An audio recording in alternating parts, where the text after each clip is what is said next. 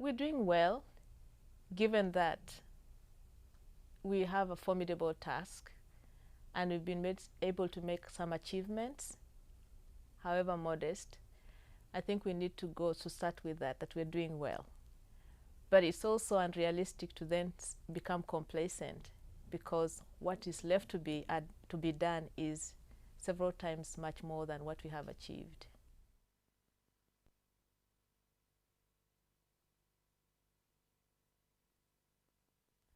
There's been a drop in poverty levels, and that has been quantified. So you hear about figures like 8% drop or 3% drop. But you see, in real life, there are also numbers of people that have moved from being poor to a level where they are so living in abject conditions of poverty. So that is worrying, that whereas we're registering a drop in poverty, abject poverty has increased. And we still have numbers to be pulled out of poverty. But what is sad about that is that we also have an increased number of billionaires.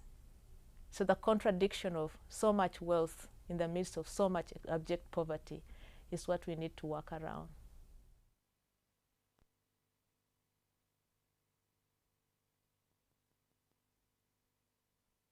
We're doing extremely well in enrollment. We're having numbers of children getting into school, accessing school, both boys and girls. The problem we still have is retention, quality of education, and transfer of knowledge. If you have a class of 1 teacher to 100, you're not likely to transfer knowledge. So we might have children accessing education, but not learning, not acquiring skills. So at the end of that cycle, they might not be equipped with the skills that they can use in the job market or to sustain their livelihoods. So we need to work on that.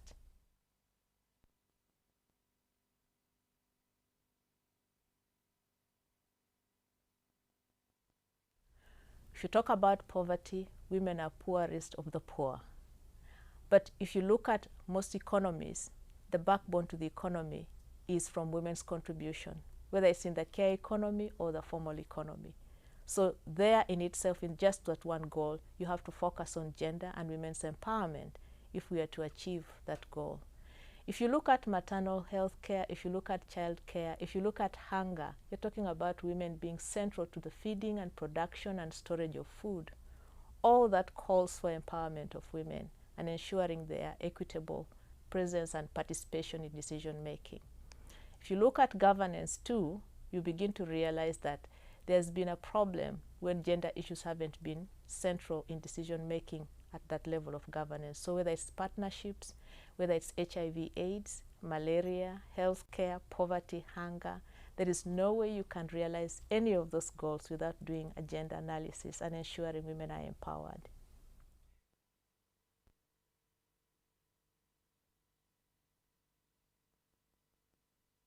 One of the areas that we have ignored is that the largest and the most important human resource, is human beings. And therefore, reproduction and the care of children is very central to that. So the quality of human beings we are talking about is so important to begin with, the way that is done. So we need to go back to focus on how children are raised, and not only from birth, but right before birth, from conception, which means taking care of the mother's life, the nutrition of the mother, to ensure that the child gets the right nutrition before it's born. And then ensuring the conditions are conducive for that child to grow up mentally and physically into a human being that we can then in future tap into or make central in development. So that is a very central goal.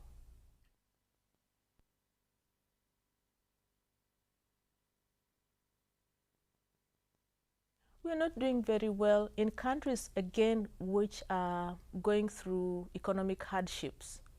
If you look at the household, the first to succumb to health problems is usually the mother, because she sacrifices the food for the rest of the family. And so they end up as being the most undernourished. And then if you add some cultures and traditions that have food taboos that prohibit women from eating certain nutritious foods, that is another dimension. But also, if you put it in general terms, if you look at the economy, food production used to be the domain of women, and therefore they took care of both food storage at home and ensuring nutrition, and then marketing the excess. But now, because of economic hardships, they market most of the nutritious food and remain with very little. And so all those go into determining the health of a mother.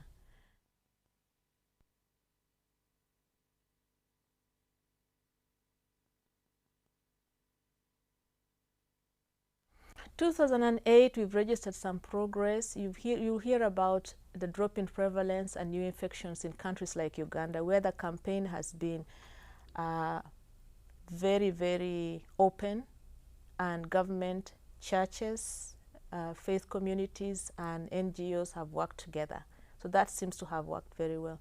You'll also hear about countries like Senegal, where the prevalence hasn't gone beyond 2%. And that is something we might want to study because it's a predominantly Muslim country. You'd want to find out what it is that is working well there. But HIV and AIDS is still with us, and we are not managing the stigma very well. We are not managing provision of testing centers very well. We are not managing distribution of antiretroviral drugs very well. There is still a lot that we need to do around that. And if you consider Southern Africa, where, for example, in Swaziland, there's a 40% increase in infections and prevalence, that is worrying because populations down there are still experiencing an increase in HIV/AIDS, and yet we are thinking of 2015, which is not very far, to plateau or to take down the numbers.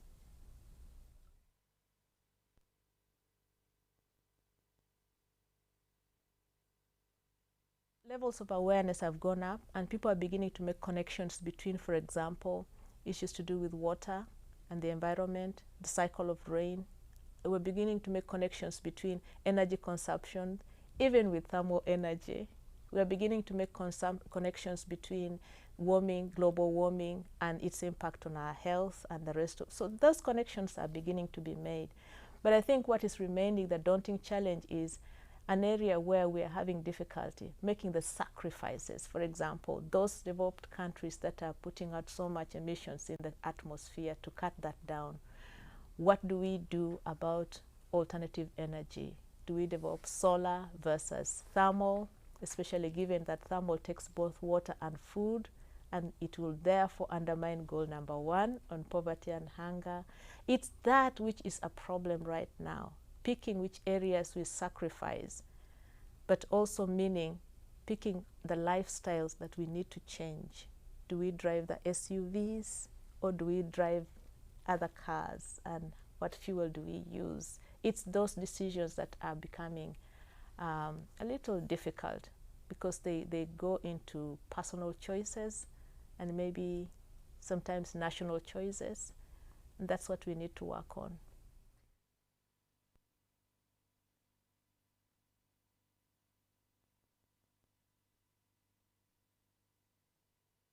There's been some progress on, for example, the way debt is managed. There have been some cancellations, and there are countries that have been able to translate that into financing healthcare, financing education.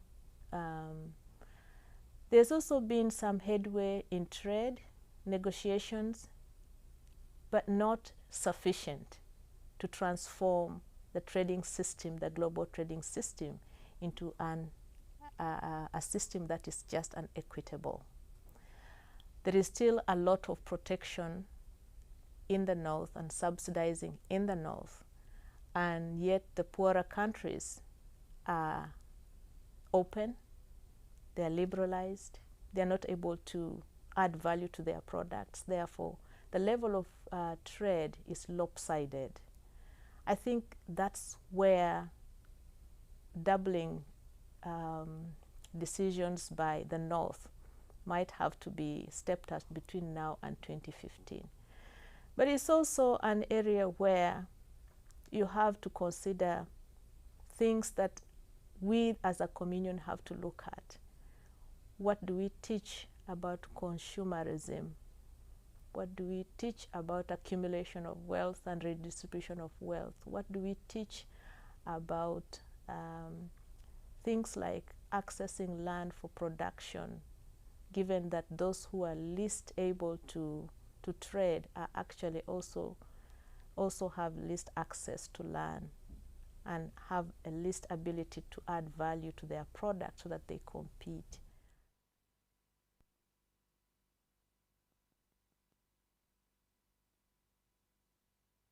To go from here calls upon us to say, if we are unable, which is a challenge, if we are unable to achieve the MDGs, we probably will be stranded with a message after 2015.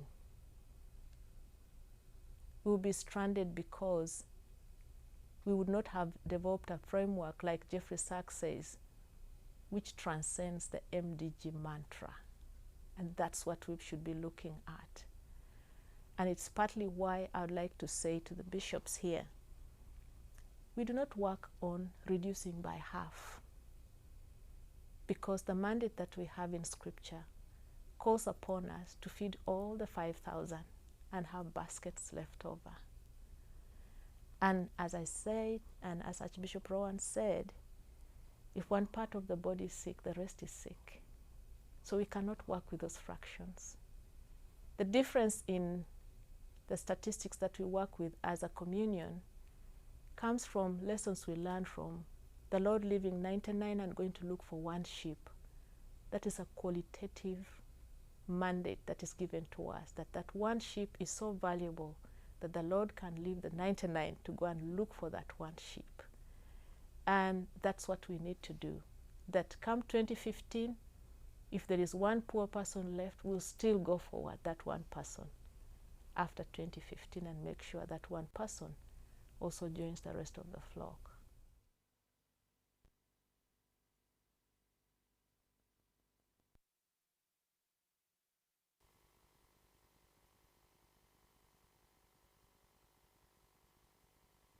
Welcome to London. A banker in the City of London was saying to me the other day that he knew many Christians who had an intimate relationship with Jesus Christ, but somehow no worldview at all. Well, the truth, as you and I know, is that today, in this interconnected world, if we really want to follow the commandments of Jesus Christ, if we want to love our neighbour, that has to involve care for, active work on behalf of some of the most vulnerable and poorest communities in the world. And one obvious way of doing that is supporting, advocating the Millennium Development Goals. Our own Prime Minister is going to the summit on the 25th of September, called by the General Secretary of the United Nations. And we really want to send him off with a message of support, because one thing the Church can do, and that is enlarge the room for manoeuvre, so that politicians in a democratic country can really move in the direction that they know is right, but they can't get too far ahead of public opinion. So I hope that you will join me on this walk through London. I can assure you, on this global crossroads, you'll get a very warm welcome. You're very welcome to London, a diocese of nearly 4 million people, where we have nearly 1,000 priests, 500 communities, 150 schools, and it's our privilege to serve one of the most diverse populations in the entire world. One of our schools I visited last week had 70 languages among the pupils, from Albanian to Zulu. And here is also a place where the Church tries to support and take part in the debates on major public issues in the public square. And I also have the privilege of being a Member of Parliament, the Dean of the Chapel Royal, and this gives us a responsibility to be an advocate for the Christian faith as it bears on the many issues that confront us in the 21st century. As part of our preparation for the Millennium Summit, the Millennium Development Goals Summit on the 25th of September, the Cardinal and I and other church leaders in London have invited all Christians, and every single week there are 630,000 Christians worshipping in more than 4,000 churches in Greater London. And we are inviting all those Christians to observe a period of study, fasting and prayer as a way of supporting our Prime Minister and those others who will be participating in the summit on the Millennium Development Goals. Because we've been given a warning by the present Secretary-General that in some ways, far from achieving the targets we've set ourselves, in some aspects, in some of the 8 goals that have been set, we are actually going backwards.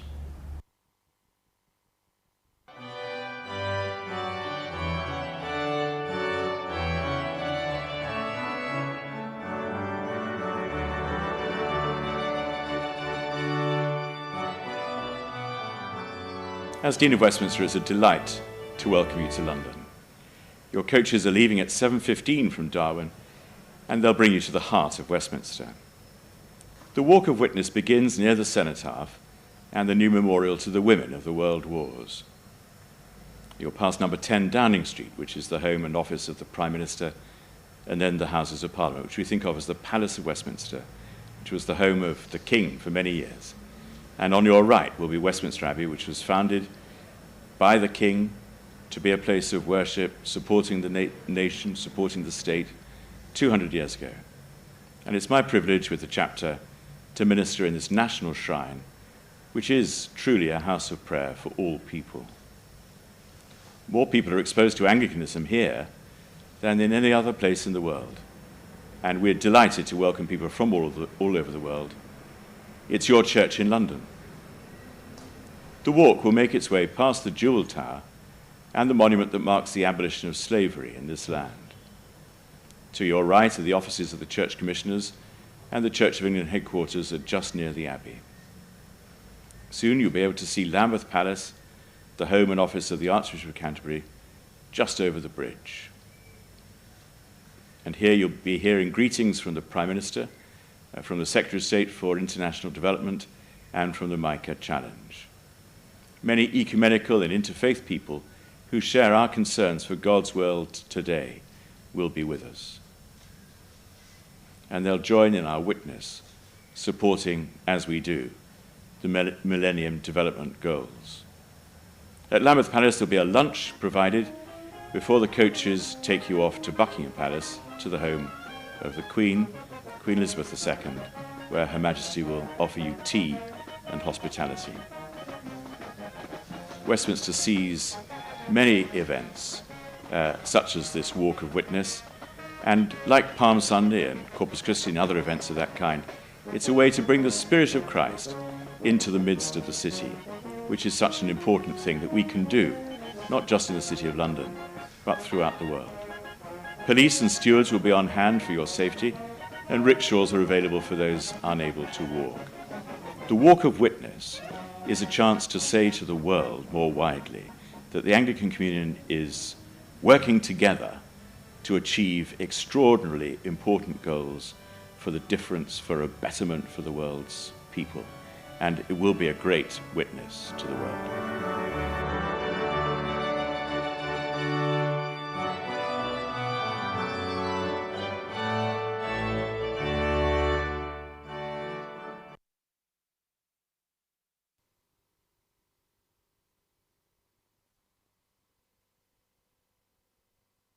Good morning.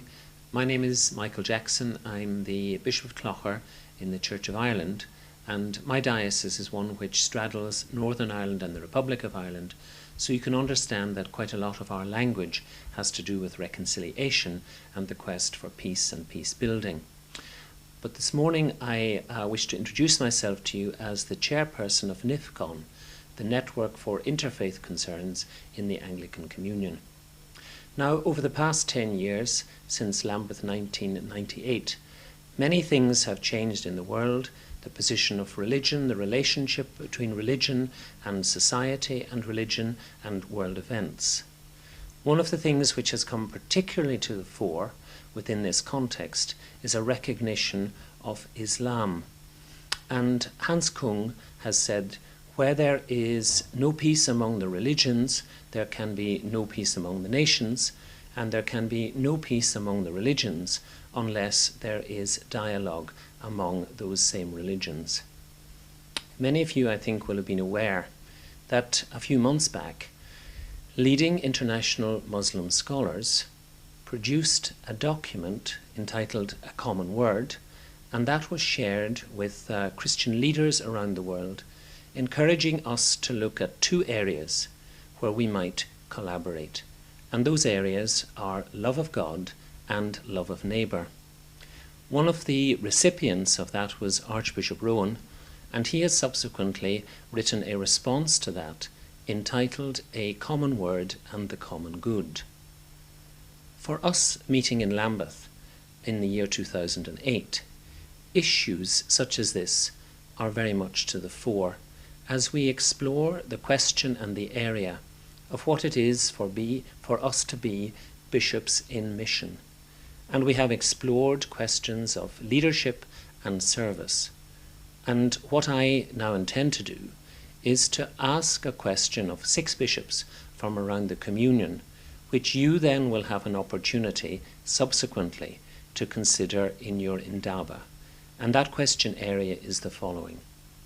What impact does it make on you as a bishop and a leader in mission to live and work among people of faiths other than Christianity, and what impact does that have on the work of your clergy and the lives of your people?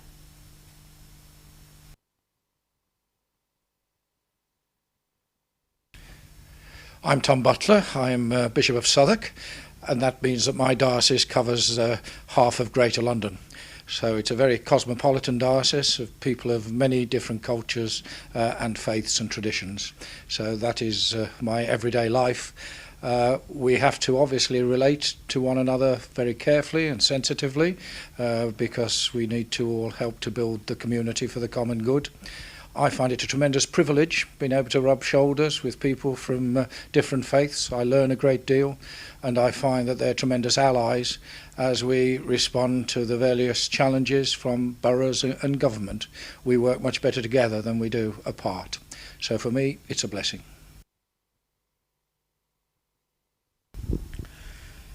I'm Kumara Ilangasinghe, the Bishop of Kurunegala in Sri Lanka. It's one of the 2 dioceses in the country. And we live and work in the midst of 4 other major traditions of religions. And it has always become very important for us to be conscious of how we relate to each other.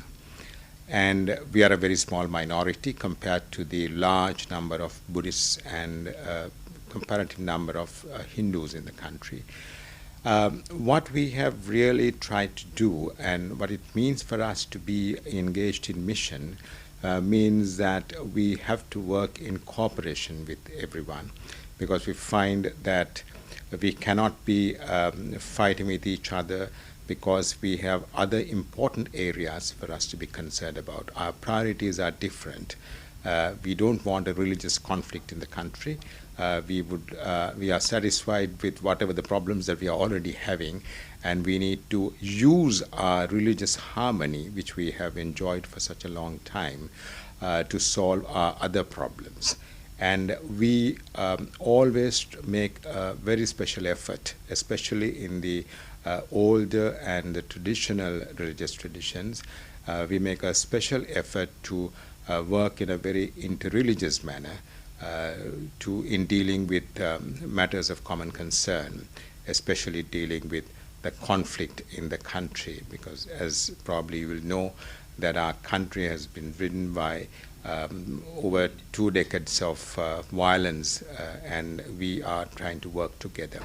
And the important thing is that the people have lost confidence in many others and many other professions, and they are now looking to the religious leaders in the country to come together and do something for them. So we are this is what we are really engaged in. Bishop Kamala, thank you very much. You're welcome.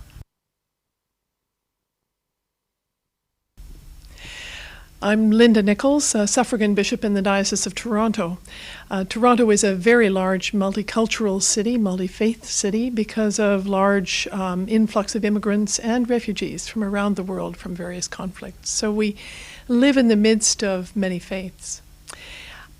I would certainly agree with Bishop Tom that there is the need for our working together for the common good.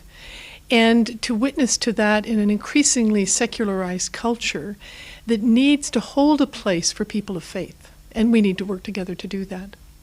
I think the other challenge particularly is actually an intra-church challenge, which is the challenge of helping our own people to be articulate about their own Christian faith in a way that is positive and engaged and does not have to apologize, but can engage directly with others of faith in a way that enlivens each faith and strengthens our community together.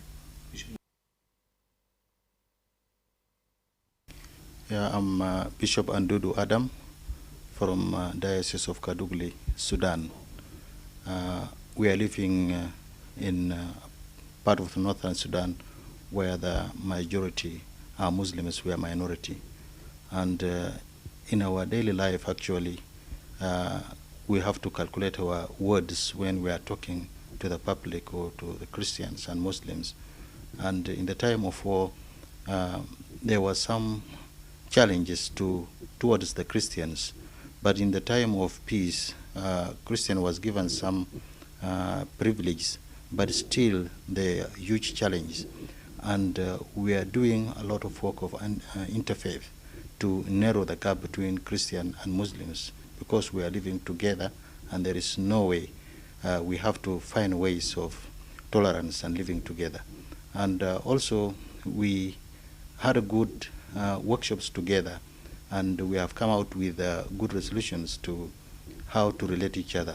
Muslims are visiting us in the time of celebration like Christmas and Easter, and also we are visiting them in Eid Day. And with this collaboration, we are able to make good contacts, because in Sudan, Muslims and government sometimes are the one. So, and it is sometimes very difficult, but we are doing well now in the area of interfaith. Manur Ramal Shah from the Diocese of Peshawar in the Church of Pakistan. And the area we cover in the diocese is what today is being recognized as the Taliban and Al-Qaeda territory, the area between Afghanistan and Pakistan. I have to say that as a church and as a Christian, it's a privilege to be there, because landing rights would not be available today with billions of dollars even. And yet, it's hard going. What I am and my people are entrusted, that we want to share our faith in God with other people who have faith in God, a kind of faith friends, because I believe that to be the common thread which we have, rather than negativity all around. But as a mission challenge, one is always in a state of tension, because naturally my faith's imperative is that my recognition relationship with God is through Christ. And our effort always is through our service, through our love, through our relationship, that they may see Jesus in that same God whom they worship. And that is an awesome challenge and task. But equally, I think the issue which really disturbs me is the whole conversion issue in that part of the world. Conversion from Islam to Christianity is a death wish.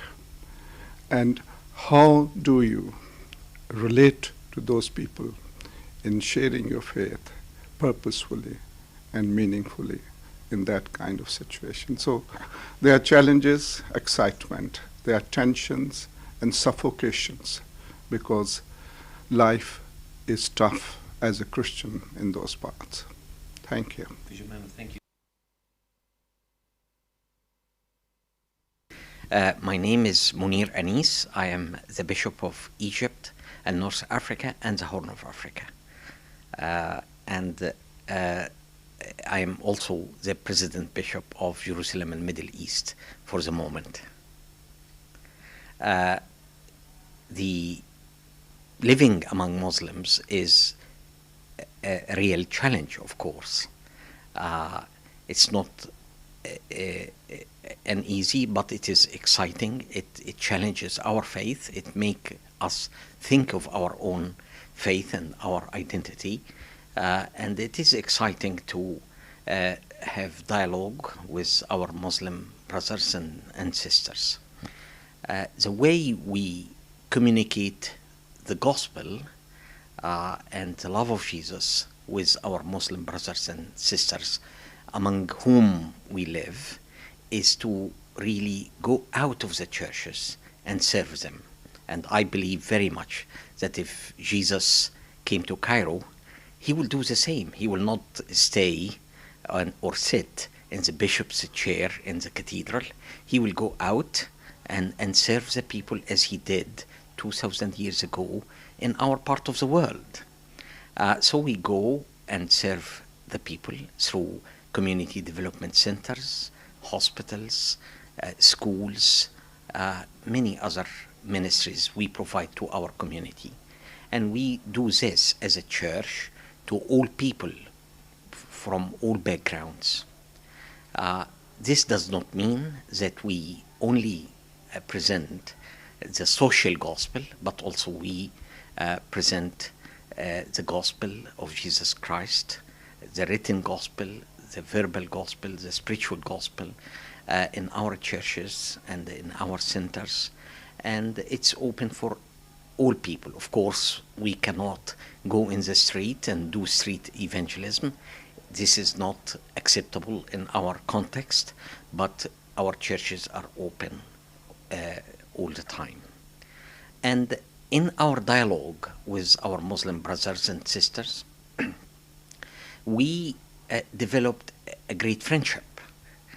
And this friendship helped us to really talk about hard issues and tackle some challenges and difficulties. One of these challenges is how we can survive together and work together and live together as two missionary religions.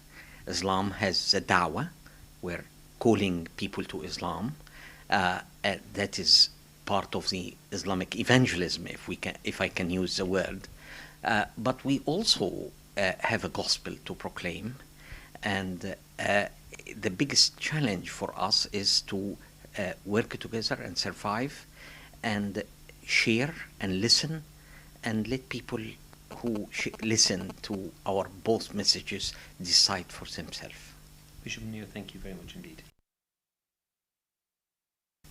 Generous Love, the Truth of the Gospel and the Call to Dialogue is a document which NIFCON produced earlier in the year. And the purpose of that was to facilitate all of us as bishops to look at this area of interfaith dialogue and encounter from an Anglican perspective.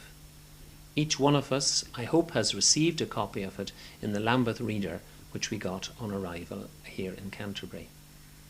Now, one of the people who did significant work on that document was Michael Ipgrave, who's the Archdeacon of Southwark, and Claire Amos, the coordinator of NIFCON, has discussed that with him and gone into the background of it. And what you will see next is that part of that discussion between Claire and Michael. Archdeacon Michael, why do you think it's important for the Anglican Communion to produce a document such as this one, Generous Love, the Truth of the Gospel and the Call to Dialogue? And particularly, why is it important at this present time? I think it's really important at the present time because churches around the Anglican Communion find that their mission and their ministry is set amongst people of different faiths. Now, that's been the experience of many churches for centuries. It's now the experience of all churches. And I think now is the time to gather together, to consolidate and to articulate what it is that Anglicans bring as a distinctive contribution to that encounter, particularly in theological terms. We'll be drawing on the contributions of other Christian churches, perhaps particularly the Roman Catholic Church since the Second Vatican Council and the World Council of Churches, but I think there is a distinctive Anglican approach to this, and what we've tried to do in Generous Love is to articulate that. Generous Love quite clearly begins with God. Indeed. The first section is called Beginning with God, And then it looks how we as Christians engage with people of other faiths from a Trinitarian perspective. And that's actually quite an interesting and unusual way to be reflecting on people of other faiths. It's very overtly Christian, for example, the doctrine of the Trinity. Would you like to comment on this? I think anybody who's been involved with meeting and talking and indeed working alongside people of other faiths knows that one of the most important things is to be clear about who we are, what we believe, if you like, where we're coming from. And for Christians, of course, an understanding of God as Father, Son and Holy Spirit is absolutely central to our faith. And so we wanted to place that understanding of God right at the beginning and at the heart of an Anglican approach to encounter with other religions, and to use the resources that Trinitarian faith gives us to set out a positive and open and honest approach to people of different faiths. So the document sort of explores the Trinity in a way through three sections. It talks about presence, it talks about hospitality, and it talks about energy. Presence, it links particularly to the presence of Jesus Christ, the one incarnate among us. Hospitality, I think, reflects the theme of God the Father, and energy, the energy of the Spirit. Perhaps you could explain a little more about some of these themes here. Yeah, we in the Church of England, we've been engaged recently in a project called Presence and Engagement, looking at how our churches, how Christian communities can be right at the heart of their local community, following the pattern of presence that Jesus established. This is something very incarnational for us, the presence of the body of Christ, a sustaining, praying, being alongside and being for other people. But we know that just being present is not enough. We also need to be engaged, caught up in the Spirit's energy, recognising all that's happening around us and trying to draw into that mission of God who's already involved in the world, and bringing all this into the hospitality of God the Father, who welcomes us into our home. We want to mirror something of the generous hospitality of God whose love has been poured into our hearts, to show some of that in welcoming people of different faiths too. There's that wonderful verse in John's Gospel, "In my Father's house there are many mansions." I think that's perhaps partly behind what we think about when we think about the hospitality of God. But return to presence for a moment. Your context, my context, is England. What about the situation of Christians who are present in countries where they are very much a minority, and perhaps a minority among people of other faiths? There being a faithful presence can be really very difficult. Does generous love speak to that situation as well? It does indeed. It recognises that in many places, particularly where Christians are a minority, simply maintaining a presence in a place where you're very vulnerable can be a very costly, a sacrificial thing to do. And we talk about the community that is gathered at the foot of the cross as witnessing to the cost of simply being there as Jesus was present on the cross. And returning to hospitality for a moment, Kenneth Cragg, the great Anglican bishop who for so many of us has been a path leader in the area of engaging Christians engaging with Muslims, he actually picks up the themes both of hospitality but also embassy and sees them as both important.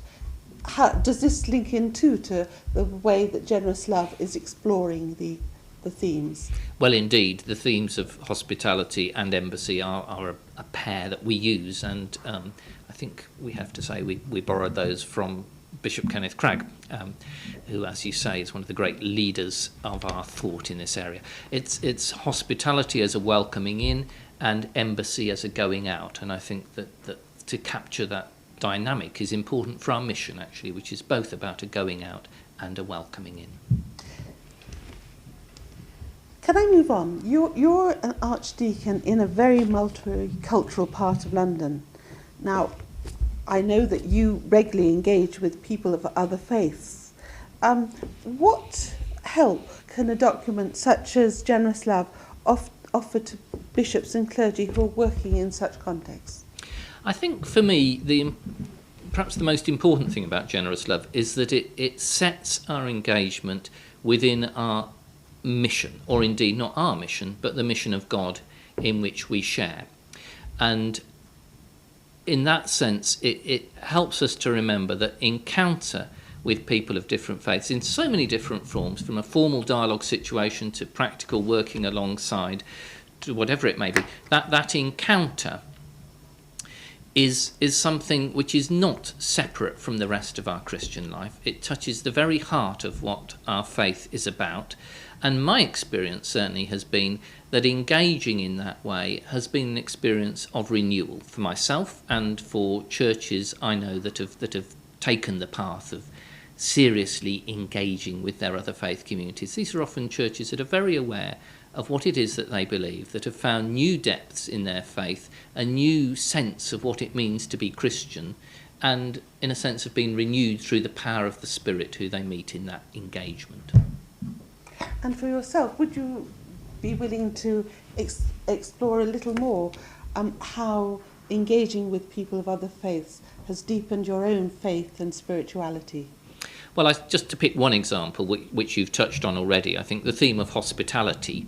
I spent many years in ministry in Leicester, which is a city with a very large Indian population, and part of my ministry there was being fed with gorgeous samosas and pendas and other South Asian food. And to experience that kind of relentless hospitality, and then to read the Gospels and see the hospitality of God mirrored in the life of Jesus, and to think, how do we show that hospitality in our own personal lives, in the lives of our households, and in the lives of our churches? That's been a real kind of experience of renewal for me. Thank you. Now, how would you like to see Generous Love being used around the Anglican Communion in the next months and years? Well, I hope that it can be used as a starting point for discussion amongst Anglicans, and indeed with other Christians too, about what it is that we are seeking to do when we meet with people of different faiths, and to reflect on that experience. I hope that we can gather together through the Network for Interfaith Concerns of the Anglican Communion, gather together different experiences and stories of those encounters, and maybe on the basis of that to produce some further stage of reflection, perhaps a study guide or something that reflects not just the theology but the lived experience of this encounter. Thank you very much. Thank you.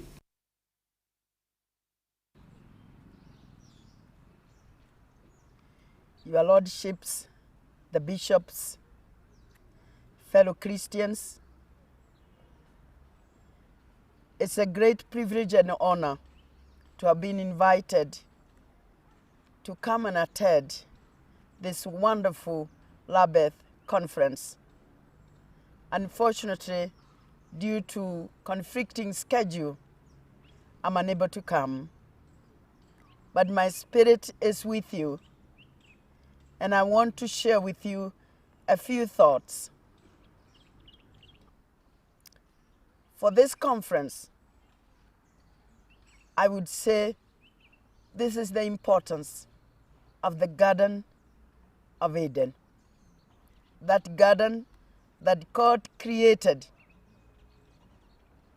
whose work is narrated in the book of Genesis, where we see God creating everything before he decides to create you and I. In a light touch, this must have been that in his great wisdom, God knew that if he created you and I before he created all other aspects of the environment, we would have died immediately, because we would not survive without what he created before us. We have a moral responsibility to protect God's garden, and that is the planet Earth as we know it. We try to empower ourselves to address them. And one of the issues that we always choose is we say, yes, we don't have water, we don't have adequate food, we don't have school fees, but we can plant trees. We can dig a hole and we can plant a tree and make it survive. And if it is a fruit tree, it shall supplement our food. It can also be a tree that gives us firewood, that gives us building material, that gives us fencing material, whose leaves we can use as fodder. So we think of the best multi-purpose trees for us to plant. We also know that such trees will protect the soil, will conserve the soil, and will also conserve water when the rains come. So we deliberately go out to take action rather than wait for somebody else to take action. Now, once we plant trees, fortunately because we are in the tropics, within a very short time, we see that we meet our felt needs. We have fruits on the table. We have firewood. We have building materials. We live in houses built with the trees that we ourselves have planted. We feed our animals so that they can give us milk and manure and other benefits. So we begin to meet our felt needs through the activities that, that we ourselves have initiated. This is very, very important. In a short while, maybe 5 years, maybe 10 years, now we are into 35 years since we started planting trees. We can sell those trees now. We can produce timber. And so we can make an income. So we can address poverty that way, without waiting for donors and without waiting for the government. We can do it ourselves. This is the process of empowerment. This is what the Greenbelt movement has been trying to teach ordinary people. We also teach them that if we allow soil erosion to take away our land, to leave us with rocks where there was beautiful soil that God created for us, then sooner or later, as the population increases, we are going to compete for the few pieces of land that are left that are good for cultivation. We are going to be fighting for water because the water reservoirs continue to go lower and lower because we do not harvest rainwater, or because we have destroyed our forests. And when the rains come, instead of the rain being retained by the forest, it runs off and goes into the lakes and oceans. And so when we are left without water, without forests, without good arable land, we will fight over these pieces. We compete over them because there is not enough for everybody. And so we shall have no peace. And suddenly we see the linkage between managing our resources in a responsible way and enjoying peace among ourselves. But we have also been challenged. And one of the major challenges we have is that, as the Bible says, the majority of people, they have ears. As the Bible says, many people, they have ears, but they do not hear. They have eyes, but they don't see. And so we continue preaching day after day after day, year after year. And we still see that we are losing our forests. We still see that we are losing our land to the desert. We still see that people are still not harvesting rainwater. And we still see that governments are being pressurized to allow people to settle in forests. We still see that people want to consume more than they need. We still see that people don't want to practice simple messages like reuse, reduce, recycle, which when we went to Japan was enriched by a concept we learned there called motainai, which adds to these three R's, the concept of respect. We have just had such wonderful information, sometimes scaring information. And I know throughout the conference, you will hear so much. So we know. The question is, why is it that we do not take action? Why is it so difficult to stop deforestation? Why is it so difficult to stop the expansion of the deserts? Why is it so difficult to stop overconsumption? Why is it so difficult to protect this wonderful planet for ourselves, our children, and our great-grandchildren? Why is it that the church cannot take this message to the pulpit? We all know the problems, but we need to take action. But the lordships, the bishops, the religious leaders are the ones who must lead the faithful, because what you say will be taken very seriously. What I say might be trivialized because I'm not a bishop. But if the lordships say, yes, to fight climate change, one of the simplest ways is to plant a tree, because the tree fixes carbon, which is one of the major greenhouse gases in the atmosphere. So if there is nothing else we can do, let's plant a tree and have these trees capture the carbon. As governments work on new technologies, as companies promote new green technologies, we in the church can do the one thing that our Creator did in that Garden of Eden. He planted a tree at the center of the garden. And we are also told in the book of the Revelation that when we get to heaven, there will be a tree of life in the middle